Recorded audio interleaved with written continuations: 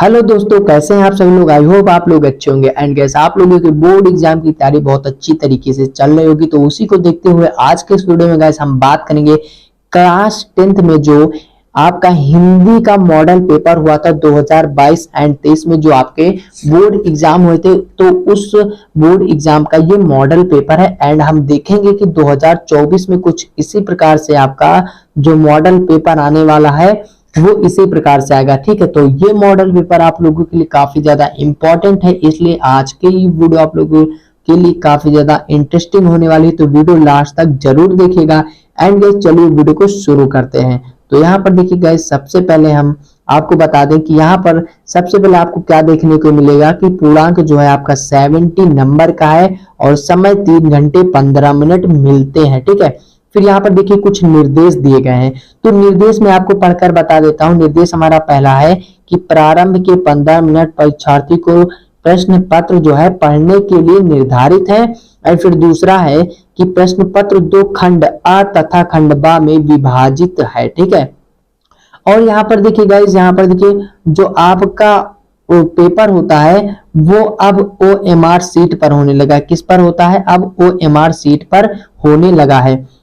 जैसा कि आप लोग यहाँ पर देख सकते हैं कि OMR सीट पर नीले अथवा काले बाल पॉइंट पेन से सही विकल्प के गोले को पूर्ण रूप से काला करें। ठीक है, तो ये आपका कुछ निर्देश है। एंड यहाँ पर देखिए फिर हमारा जो क्वेश्चन है वो यहाँ से शुरू होता है। तो सबसे पहले आपको यहाँ पर खंड आ देखने को मिलेगा जो कि पूर्णांक आपका 20 नंबर का है और एक क्वेश्चन यानी एक क्वेश्चन 1 नंबर का है। ठीक है, एक क्वेश्चन आपका 1 नंबर का है तो आपको 1 नंबर मिलेंगे। ठीक है, कितने मिलेंगे? 1 नंबर मिलने वाले हैं। ठीक है, तो यहाँ पर देखिए हमारा पहला क्वेश्चन क्या है कि बाबू गुलाब राय किस युग के लेखक है। तो जो बाबू गुलाब राय है वो किस युग के लेखक है? तो गाइस यहाँ पर देखिए आपका पहला आंसर क्या हो जाएगा? द्विवेदी युग। बाबू गुलाब राय द्विवेदी युग के लेखक हैं। ओके, फिर देखिए यहाँ पर सेकंड हमारा है कि चिंतामणि किस विधा की रचना है। तो चिंतामणि यहाँ पर आपका ऑप्शन ए जो है करेक्ट हो जाएगा, निबंध। ठीक है, चिंतामणि निबंध की रचना है। ओके, फिर देखिए हमारा नेक्स्ट क्वेश्चन क्या होता है। तो अगले क्वेश्चन की अगर हम बात करें तो हमारा अगला क्वेश्चन क्या है कि गबन किसकी रचना है। अब देखिए गबन किसकी रचना है, तो गबन मुंशी प्रेमचंद जी की रचना है। ठीक है, तो यहाँ पर आपका ऑप्शन ए जो है करेक्ट हो जाएगा, मुंशी प्रेमचंद की रचना है गबन। ठीक है, अब देखिए हमारा क्या है कि शुक्ल युग की समय अवधि है। तो इस क्वेश्चन का आंसर आप लोगों को कमेंट बॉक्स में बताना है। एंड हम चलते हैं अपने नेक्स्ट क्वेश्चन की ओर। तो हमारा नेक्स्ट क्वेश्चन क्या है कि नीड़ का निर्माण फिर से, ठीक है, नीड़ का निर्माण फिर से किस विधा की रचना है। नीड़ का निर्माण फिर से किस विधा की रचना है। तो यहाँ पर देखिए आपका जो आंसर है वो क्या हो जाएगा? ऑप्शन बी, आत्मकथा। ठीक है, नीड़ का निर्माण फिर से आत्मकथा की रचना है। ओके, यानी आत्मकथा विधा की रचना है। ओके, फिर देखिए हमारा अगला जो क्वेश्चन है वो क्या है। तो यहाँ पर देखिए नेक्स्ट क्वेश्चन हमारा है प्री प्रवास किस युग की रचना। जो प्री प्रवास है वो किस युग की रचना है।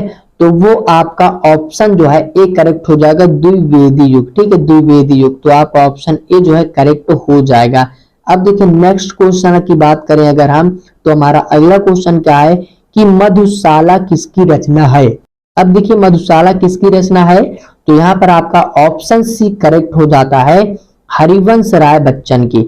जो मधुशाला है वो हरिवंश राय बच्चन की जो है रचना है। ठीक है, तो आपका ऑप्शन जो है सी करेक्ट हो जाएगा। ओके, फिर देखिए हमारा नेक्स्ट क्वेश्चन क्या है। तो नेक्स्ट क्वेश्चन की अगर हम बात करें तो नेक्स्ट क्वेश्चन हमारा है भारत भारती किसकी रचना है। ठीक है, भारत भारती किसकी रचना है। तो यहाँ पर आपका ऑप्शन बी करेक्ट हो जाएगा, मैथिली शरण गुप्त। जो भारत भारती है वो मैथिली शरण गुप्त की रचना है। ओके, तो अब देखिए हमारा नेक्स्ट क्वेश्चन क्या है। अगर हम अगले क्वेश्चन की बात करें तो अगला क्वेश्चन हमारा है कि आधुनिक काल कब से कब तक है। ठीक है, तो आधुनिक काल कब से कब तक है। तो यहाँ पर देखिए आपका ऑप्शन जो है ए करेक्ट हो जाएगा, सन 1843 से अब तक। ठीक है, क्या है? सन 1843 से अब तक। फिर देखिए हमारा अगला क्वेश्चन क्या है कि मतिराम किस युग के कवि है। तो देखिए मतिराम जो है वो रीतिकाल के कवि है, ठीक है, उनका संबंध रीतिकाल से मिला हुआ है एंड रीतिकाल में उनका बहुत बड़ा योगदान था। तो मतिराम जो है वो रीतिकाल के कवि है। ओके, अब देखिए हमारा नेक्स्ट क्वेश्चन क्या है। तो अगले क्वेश्चन की अगर हम बात करें तो अगला क्वेश्चन हमारा क्या है कि हास्य रस का अस्थाई भाव, ठीक है। अब यहाँ पर देखिए हास्य रस का अस्थाई भाव, अब हास्य रस का अस्थाई भाव आप सभी को पता होगा, वेरी सिंपल है। हास्य रस का अस्थाई भाव हास्य होता है, तो ये काफी ज्यादा सिंपल था, ठीक है। फिर देखिए हमारा नेक्स्ट क्वेश्चन क्या है कि सोहत ओढ़े, ठीक है, सोहत ओढ़े पीठ पटु श्याम सलोने गात मानो नीलमणि शैल पर आतप परियो प्रभात, ठीक है, प्रकाश। तो यहाँ पर देखिए उपरोक्त पंक्तियों में कौन सा अलंकार है। तो यहाँ पर जो है आपका उत्प्रेक्षा अलंकार करेक्ट हो जाएगा, ठीक है। क्या करेक्ट हो जाएगा, उत्प्रेक्षा अलंकार, यानी कि ऑप्शन बी जो है आपका करेक्ट हो जाता है, उत्प्रेक्षा अलंकार। अब गाइस यहाँ पर देखिए हमारा अगला जो क्वेश्चन है वो क्या है। तो अगले क्वेश्चन की अगर हम बात करें तो हमारा अगला क्वेश्चन है कि रोला छंद में कुल कितने चरण होते हैं। जो रोला छंद है उसमें कुल कितने चरण होते हैं। तो रोला छंद में कुल कुल 4 चरण होते, कितने, 4 चरण होते, ठीक है। तो रोला छंद में कुल कितने चरण होते हैं, 4 चरण होते हैं, ठीक है। फिर देखिए हमारा अगला क्वेश्चन क्या है कि आकर्षण शब्द में, देखिए आकर्षण शब्द में किस उपसर्ग का प्रयोग किया गया। तो आकर्षण शब्द में आ का प्रयोग किया गया, यानी आ शब्द का प्रयोग किया गया है आकर्षण शब्द में, ठीक है। अब देखिए फिर हमारा नेक्स्ट क्वेश्चन क्या है। अगले क्वेश्चन की अगर हम बात करें तो हमारा अगला क्वेश्चन देखिए क्या है। नेक्स्ट क्वेश्चन है प्रत्यय के कितने भेद हैं, यानी प्रत्यय के कितने भेद होते हैं। तो प्रत्यय के गाइस यहाँ पर देखिए आपका ऑप्शन ए करेक्ट हो जाएगा, 2 भेद होते हैं। कितने होते हैं, प्रत्यय के 2 भेद होते हैं, ठीक है, प्रत्यय के 2 भेद होते हैं, ठीक है। फिर देखिए अब हमारा नेक्स्ट क्वेश्चन क्या है। तो अगला क्वेश्चन हमारा क्या है, यहाँ पर देखिए कि पीतांबर में कौन सा समास है, पीतांबर में कौन सा समास है, ठीक है। तो यहाँ पर आपका जो है ऑप्शन सी करेक्ट हो जाएगा, बहुव्रीहि समास, ठीक है। बहुव्रीहि समास जो है आपका करेक्ट आंसर हो जाएगा कि पीतांबर में कौन सा समास है, तो बहुव्रीहि समास है, ठीक है। फिर देखिए हमारा अगला जो क्वेश्चन है वो क्या है। अगर अगले क्वेश्चन की बात करें तो अगला क्वेश्चन है आंसू का तत्सम रूप है। आंसू का तत्सम रूप क्या है। तो आंसू का तत्सम रूप गाइस क्या होता है, आंसू का तत्सम रूप होता है अश्रु, ठीक है। क्या होता है, अश्रु। आंसू का तत्सम रूप अश्रु होता है, यानी आपका ऑप्शन ए जो है वो करेक्ट हो जाएगा, ठीक है। फिर देखिए हमारा नेक्स्ट क्वेश्चन क्या है। अगले क्वेश्चन की अगर हम बात करें तो नेक्स्ट क्वेश्चन हमारा क्या है कि यण संधि का सूत्र, यानी कि यण संधि का सूत्र क्या होता है। तो यण संधि का सूत्र होता है इको यणची, ठीक है। इको यणची क्या होता है, इको यणची, ठीक है। इको यणची क्या होता है, इको यणची, ठीक है। तो ये आपका करेक्ट आंसर हो जाएगा ऑप्शन सी। फिर देखिए अब इसके बाद में हम अगर अगले क्वेश्चन की बात करें, फिर यहां से आपको देखिए वर्णात्मक प्रश्न देखने को मिलेंगे, ठीक है, जो कि आपके खंड बा में आते हैं। वर्णात्मक प्रश्न खंड बा में आते हैं। तो पहला क्वेश्चन हमारा क्या है कि निम्नलिखित गद्यांश पर आधारित प्रश्नों के उत्तर दीजिए, यानी कि यहाँ से आपके गद्य और पद्य स्टार्ट होते हैं, ठीक है। तो इसमें सबसे पहले आपका गद्य ही पूछा जाएगा। तो ये क्या दिया गया है, देखिए यह कोई बात नहीं है कि एक स्वभाव और रुचि के लोगों में मित्रता हो सकती है। अब देखिए मित्रता शब्द यहाँ पर दिया गया है, यहाँ पर क्या दिया गया है, मित्रता शब्द, ठीक है, मित्रता शब्द दिया गया है। इसका मतलब कि ये जो है मित्रता चैप्टर से आया हुआ है, ठीक है। तो यहाँ पर देखिए आपको उपयुक्त गद्यांश का संदर्भ लिखना है, तो आप लिख सकते हैं कि प्रस्तुत पद्यांश, प्रस्तुत गद्यांश, क्योंकि गद्य है तो गद्यांश होगा। तो प्रस्तुत गद्यांश हमारी पाठ्य पुस्तक हिंदी में मित्रता नामक पाठ से लिया गया है, जिसके लेखक, ठीक है। अब ये देखिए जो मित्रता है इनके लेखक जो भी हो, ठीक है, तो उनका नाम लिख देना है कि जिनके लेखक, जैसे मैं कोई भी लेखक का नाम बता देता हूँ, जैसे इनके लेखक, जिसके लेखक जो है आचार्य हजार प्रसाद हैं, ठीक है, आचार्य हजारी प्रसाद जी है। ठीक है, तो कुछ इस प्रकार से आपको संदर्भ लिख देना है। ठीक है, अब उसके बाद में आपको क्या लिखना है, फिर यहाँ पर देखिए उसके बाद में आपको यहाँ पर देखने को मिलेगा क्या, गद्यांश। ठीक है, यहाँ पर देखिए गद्यांश के रेखांकित अंश की व्याख्या कीजिए। फिर लेखक के अनुसार समाज में विभिन्नता देखकर लोग एक दूसरे की ओर क्यों आकर्षित होते हैं। ठीक है, फिर अगर आपको ये वाला आ रहा है तो आप ये वाला करिए, वरना आपको देखिए यहाँ पर अथवा भी दिया गया है, तो आप लोग क्या करिएगा, अथवा में ये भी लिख सकते हैं, हे भगवान तब के लिए विपद के लिए इतना आयोजन, परम पिता की इच्छा के विरुद्ध। ठीक है, इतना साहस, पिताजी क्या भीख ना मिलेगी, क्या कोई हिंदू भूपृष्ठ पर ना बचा रह जाएगा। ठीक है, तो ये दिया गया। ठीक है, ये आपका जो है सेकंड वाला है। ठीक है, अथवा करके दिया गया। पहली बात तो आपको पहला आता ही होगा क्योंकि वो मित्रता नाम से है, मित्रता नामक चैप्टर से है और वो बहुत ही अच्छा है। ठीक है, पैराग्राफ तो आपको वो आता ही होगा, मुझे पता है। ठीक है, उसके बाद यहाँ पर देखिए क्या है, सेकंड नंबर का क्वेश्चन। सेकंड नंबर का क्वेश्चन क्या है कि दिए गए पद्यांश पर आधारित 3 प्रश्नों के उत्तर दीजिए। ठीक है, क्या है कि दिए गए पद्यांश पर आधारित 3 प्रश्नों के उत्तर दीजिए।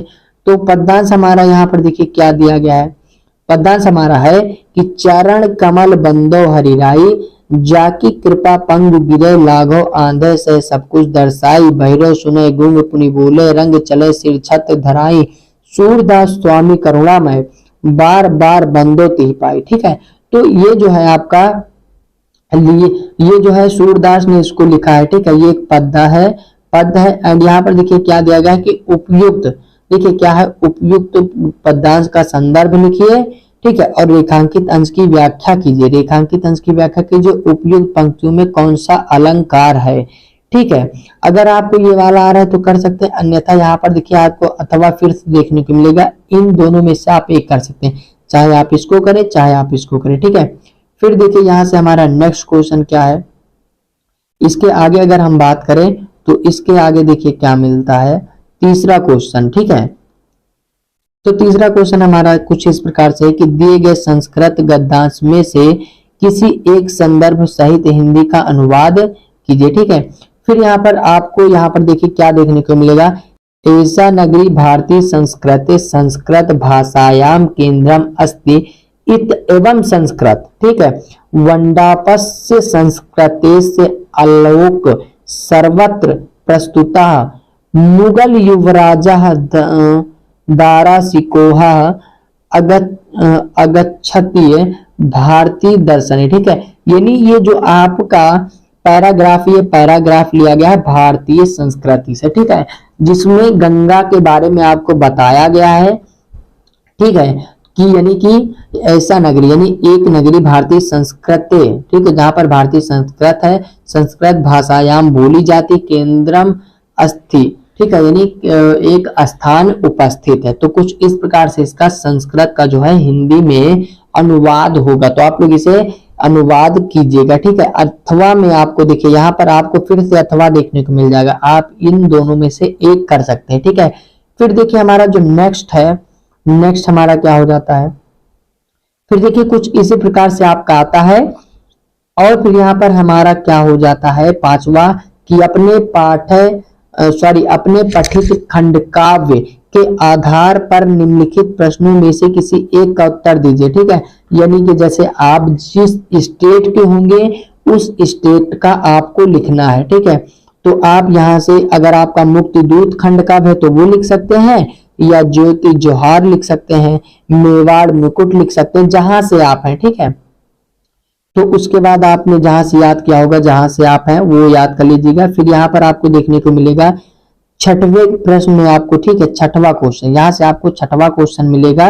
क्या, देखिए जीवन परिचय, आप डॉक्टर राजेंद्र प्रसाद, जयशंकर प्रसाद, आचार्य रामचंद्र शुक्ल, तीनों में से किसी एक का आप कर सकते हैं। ठीक है, फिर यहाँ से आपका देखिए क्या है, कवि है। ऊपर आपसे क्या पूछा है, लेखक, नीचे आपसे पूछा है कवि, तो यहाँ पर देखिए आपसे कवि पूछा गया। ठीक है, अब आगे अगर हम बात करेंगे तो यहाँ पर देखिए आगे हमारा क्या है, तो आगे देखिए क्या है, अगला हमारा क्वेश्चन है, अपनी पाठ्य पुस्तक में से कंठस्थ से कोई एक श्लोक लिखिए जो इस प्रश्न पत्र में न आया हो। ठीक है, यानी कि 1 into 2 यानी 2 नंबर का है तो आपको यहाँ पर 2 नंबर मिलने वाले हैं। ठीक है, फिर आपको यहाँ पर क्या है, 8वां क्वेश्चन की निम्नलिखित में से किन्हीं 2 प्रश्नों का उत्तर संस्कृत में दीजिए। ठीक है, फिर अगला क्वेश्चन हमारा क्या है, यहाँ पर देखिए नेक्स्ट क्वेश्चन हमारा हो जाता है। नेक्स्ट क्वेश्चन हमारा यह है कि निम्नलिखित में से किसी एक विषय पर निबंध लिखिए। किसी एक विषय पर निबंध लिखना है, पर्यावरण पर आतंकवाद कारण एवं निवारण, जनसंख्या लाभ हानि, या फिर नारी सशक्तिकरण। ठीक है, सशक्तिकरण। ठीक है, उसके बाद देखिए हमारा क्या है, यहाँ पर नेक्स्ट हमारा क्या देखने को मिलता है, यहाँ पर देखिए ये हमारे कितने क्वेश्चन थे, 9 क्वेश्चन थे। ठीक है, तो ये दे आज के हमारे मोस्ट इंपॉर्टेंट क्वेश्चन जो कि आप लोगों ने देखे होंगे और आपको ये वीडियो अच्छी लगी होगी, और वीडियो अच्छी लगी तो इस वीडियो को एक लाइक कर दें और इसी तरह की वीडियो देखने के लिए हमारे चैनल को सब्सक्राइब करें और बेल वाले बटन को प्रेस जरूर करें। हम मिलते हैं अगले वीडियो में, तब तक के लिए टेक केयर, बाय बाय।